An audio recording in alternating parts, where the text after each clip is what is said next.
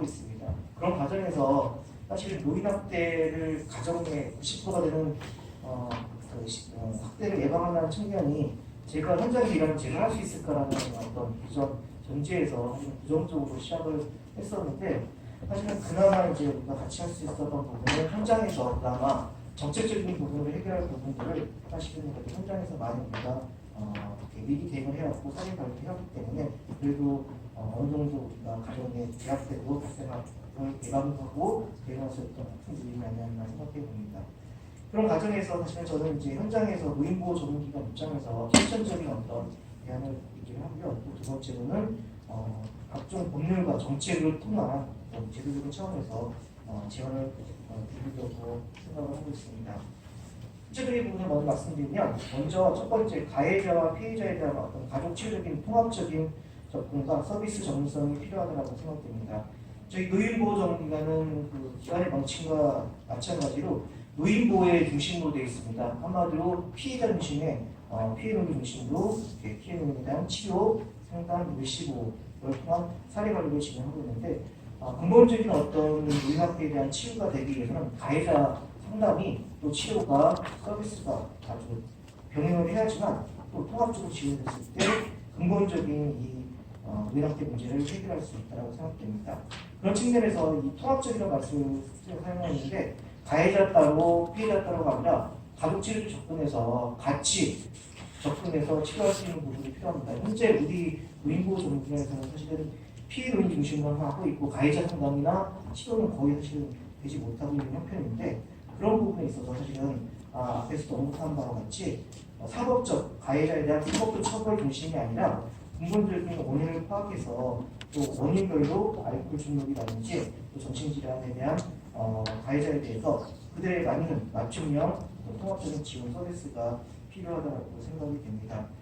이를 위해서는 기본적으로 어떤 그 치료 부분이 아니라 교정적인 차원에서 그들에 대한 어떤 그 근본적인 문제를 예방할 수 있어야 되는데, 앞에서 교수님이 언급한 것 같이 그분들이 그 노인학대 가해자가 한마디로 가해자가 아니라 어떻게 보면 피해자일 수 있다는 어떤 전제 사실이 있다는 겁니다. 노인학대를 할 수밖에 없었던 어떤 사회적 부양 시스템, 어떤 여러 가지 아까 말했던 개호에 대한 어떤 피로에 대한 어떤 여러 가지 문제들이 결국 그 사람들을 감정을 마지막까지 노인을 부양하려고 했던 마지막 어떤 울타리가 갑자기 피해자가 돼서 이제 가해자가 돼서 그 노인학대 언론에서 보도되는 어떤 악순환이 되고 있지 않나 생각을 해봅니다.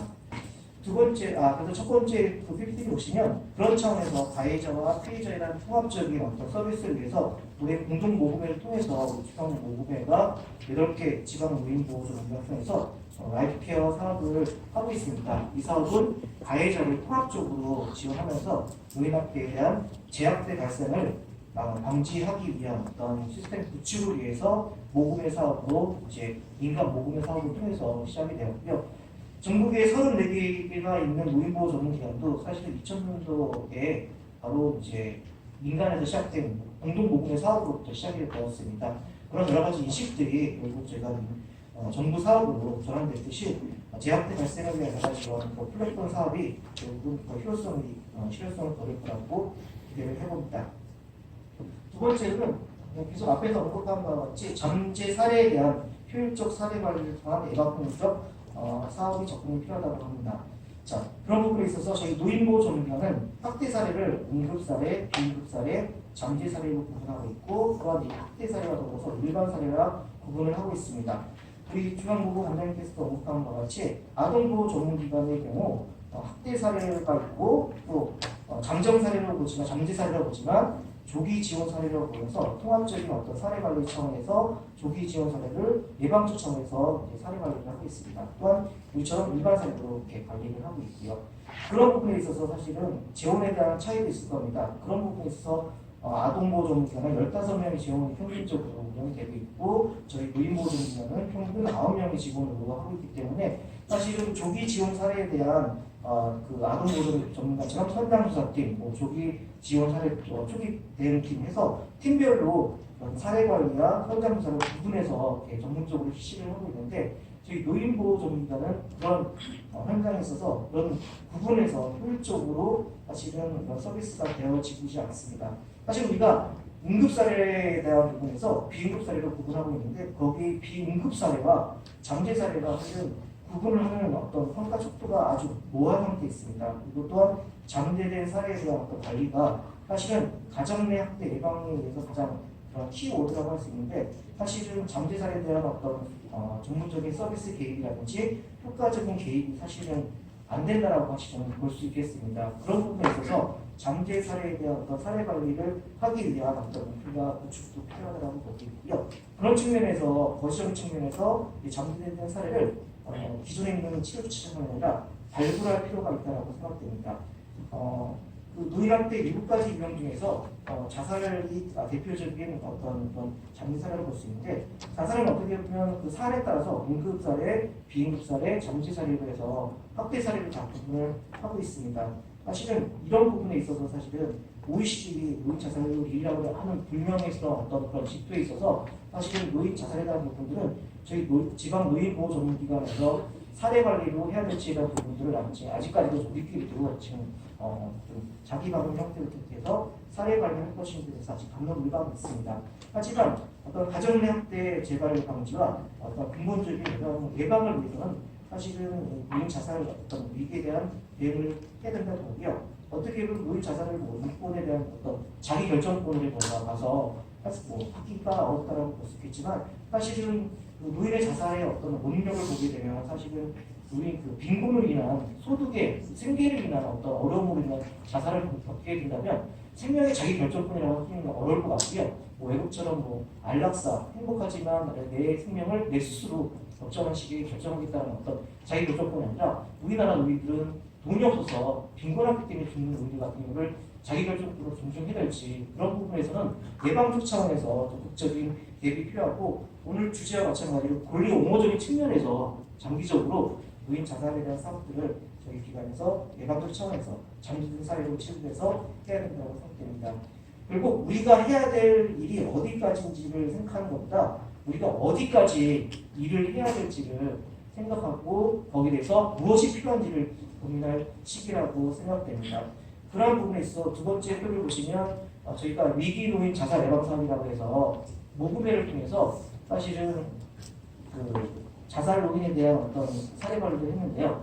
그 전제는 가설은 학대 노인들이 자살 생각을 많이 하고 또 거기다 행동을 많이 하기 때문에 그런 부분에 있어서 위기 노인 자살 예방 사업을 했는데 이것이 선례가 돼서 이제 우리 중앙에서도 이제 그 내년에 위기 노인 그 가정에 대한 발굴 사업을 하려고 하고 있는 것입니다. 예, 또한 이제 제도적인 측면에서 이제 또 세 가지를 간단하게 말씀을 드릴 텐데요. 이 부분을 저희할 수 있는 부분은 아니고 정책적인 부분에서 정책적인 부분에서 어떤 국가와 어떤 보건복지부가 힘을 써줘야 될 거라고 생각됩니다. 사실 노인보호 전문기관은 사실은 일을 열심히 하고는 있지만 또 현장에서 사실은 우리의 권한이 없기 때문에 사실은 역할의 한계를 느끼고 있습니다. 저희의 어떤 전문성은 사실은 전문성의 한계를 느끼는 부분에 있어서 월급도 중요하겠지만 페이도 중요하겠지만 결국 우리가 할 수 있는 역할, 권한이 어디까지를 생각하다 보면 결국 여기에 대해서 직원들이 많이 사실은 페이를 느끼고 있는 현실입니다. 사실은 저희가 가정 내 학대와 시설 학대 현장 조사를 실시하게 될 때 처벌 조항이 있습니다. 하지만 과태료 조항도 있지만 그 과태료 조항이 현장 조사와 조사를 하는 과정에서 위협적이고 폭력적인 행동을 가했을 때 이게 되기 때문에 현장 조사 자체만으로 보고했을 때는 어떤 우리에게 어떤 조사 차원의 어떤 법적 권한이 없다라고 하는 것입니다. 그런 부분에 있어서 현장 조사와 현장 조사 거부만으로도 처벌할 수 있는 어떤 문화 부여가 필요할 거라고 생각되고요. 그런 부분에 있어서 학대 행위자에 대해서 이제 기본적으로 사법적 처벌이 아니라 보건 및 검사를 통해서 수강 명령 및 가해자 상담을 통해서 치료를 받을 수 있는 어떤 법적인 제도 및 우리의 권한을 강화를 부여할 필요가 있다고 생각됩니다. 또한 더불어서 효율적인 사례 관리를 위해서는 친족과 가족에 대한 지원 및 정보가 필요하게 되는데 물론 개인적인 정보를 보호하는 측면도 있지만 저희가 이웃의 어떤 정보를 통해서 보호받을 수 있는 지원이 없는지를 파악하는 것도 굉장히 중요한데 그런 개인정보에 대한 어떤 접근성 부분이 굉장히 저희에게 어려운 상황이 있습니다. 그런 부분에 있어서 이런 행정력을 같이 관여할 수 있는 행정력 강화 부분도 필요하다고 생각되고 노인학대와 같이 위기노인의 성공적인 사회 관리를 위해서는 신속하게 대응할 수 있는 행정체계를 마련하고 일단은 권한을 부여하는 것이 굉장히 중요하다고 생각됩니다. 예, 또한 학대 노인에 대한 빅데이터와 스펙 개발을 통한 역학적인 원인 분석이라고 볼 수 있는데요.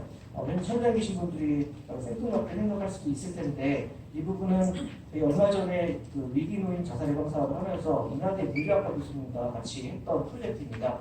사실은 현재 우리나라 노인 자살에 대한 연구 자료를 보게 되면 독거노인과 비독거노인 가족과 살고 있는 사람들 중에서 죽고 싶은 생각에 대해서 묻게 되면 사실 당연히 독거노인들이 죽고 싶은 생각을 많이 하고 있는데 현실은 역학적으로 죽은 사람에 대한 죽은 나이, 그다음에 어떤 형태로 죽었는지 또 부모 가족이 어땠는지를 분석해 봤더니 독거노인보다 남자들의 경우 60, 70대에 굉장히 분포가 많았고요. 사실은 동거하고 있는 가족이 있는 경우가 70%였습니다. 그건 뭐냐면 독거인 경우보다 가족 간의 갈등과 어떤 그런 그 스트레스 때문에 특히 남자들 같은 경우는 굉장히 이제 그런 스트레스 때문에 어려움을 겪고 있고 이거로 인해서 결국 자살을 선택하는 경우가 많기 때문에 그런 경우에 있어서 사실은 저희 노인보호조문단의 사례를 진행할 때 있어서 굉장히 다양한 스펙이 필요하다고 생각됩니다. 그건 뭐냐면 현장에 가게 되면 우리가 지금 간단한 스크린 점검표가 있는데 어떤 굉장히 사실 내용이 부실합니다.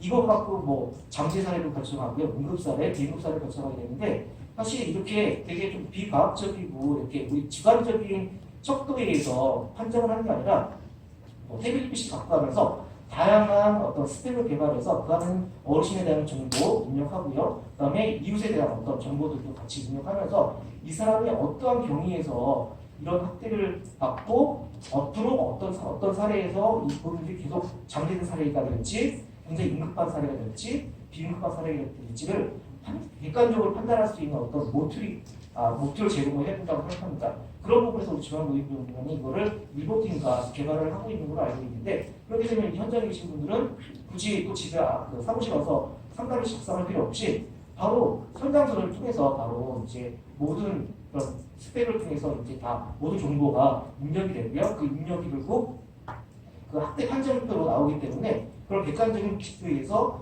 노인보호조문단이 효율적인 사회관리를 할 수 있는 거고요. 그런 부분에 있어서 우리 직원들이 이직률이 심하더라도 결국 그 모틀에 의해서 선임에 의한 어떤 그런 그 주관적인 어떤 상담이 아니라 어떤 정확한 객관적인 모틀에 의해서 상담이 진행된다고 하면 좀 더 효율적이고 어떤 객관적인 노인학대 판정을 할 수 있고 사례를 진행할 수 있을 거라고 생각됩니다. 뒤에 있는 표를 보시면 사실은 저희 이 노인학대 자살한 노인들에 대해서 사실 기본적인 인적상, 인구사역적 요인에 대한 부분들을 조사를 했는데 사실은 그 다양한 모틀을 통해서 이런 다양한 변수가 나왔습니다. 해결 솔루션 이렇게 변수가 나왔는데 거기 보면은 자존감이라는 얘기도 나오고요, 그다음에 가족 관계라는 얘기도 나오고요, 우울증이라는 얘기가 나옵니다. 사실 이것처럼 이 어르신의 자살로 인한 우울증으로 인한 가족 관계라고 하는 부분으로 이 솔루션이 나오거든요. 그런 쪽으로 해서 이제 노인에 대한 학대, 노인에 대한 문제를 접근하듯이 학대에 대한 어떤 모틀을 개발을 통해서 이 어떤 어르신에 대한 학대의 원인력을 밝히는 좀 더 과학적인 어떤 사회 접근 방법이 있어야 되고요. 늘 소진되게 힘들게 일하는 어떤 현장에서 좀 더 효율성을 기할 수 있지 않을까 생각을 해봅니다. 마지막으로 이제 사실은 저희가 할 수 있는 문제는 아닙니다. 기본적으로 노인에 대한 어떤 학대 문제는 노인을 부양하는 과정에서 사실은 어떻게 그 울타리가 갑자기 가해자가 되는 경우가 있습니다. 그런 경우에 이런 분들이 가족을 부양할 수 있는 어떤 지지체계가 필요할 거고요. 사실 노인들이 스스로 자립할 수 있는 경제적 지원 체계가 필요할 거라고 생각됩니다. 얼마 전에 어떤 연구원에서 측정한 어떤 그 발표 결과가 나왔는데 지금 기초연금이 우리나라 노인들이 한 25만 원 정도 공적연금으로 해서 받고 있는데 그 부분을 45만 원까지 올리게 되면 지금 빈곤율을 45%에서 27%까지 낮출 수 있다라고 하는 예측 결과가 나왔습니다. 결국 그 예측은 결국은 뭐냐면 빈곤으로 인한 자살률을 떨어뜨릴 수 있다고 하는 역학적인 원인 분석이 사실 되거든요. 그런 부분에서 마지막 중요한 결과는 기본적으로 우리 안에서 사회 관리도 중요하겠지만 정책적으로 우리 노인들이 왜 자살을 하는지, 왜 학대를 받는지, 또 학대를 하는 가해자들이 어떤 환경에 놓여 있는지를 원인을 정확하게 파악을 해서 해야지만 밀반 행동의 밀반 부패식으로 그때그때 미국적으로 치료적 접근이 아니라 예방적이고 원인적인 부분을 과학적으로 접근해서 이렇게 치료를 해야 된다고 생각됩니다. 그리고 결과를 좀 말씀드리면 가정의학대는 사실은 이상입니다. 가정의학대를 예방한다는 건 이상이지만 언젠간 그 이상이 현실이 일상이 되는 날이 생기면서 우리 현재에 계신 선생님들이 힘들지만 이 자리를 지켜주시고 함께 했으면 좋겠습니다. 이상입니다.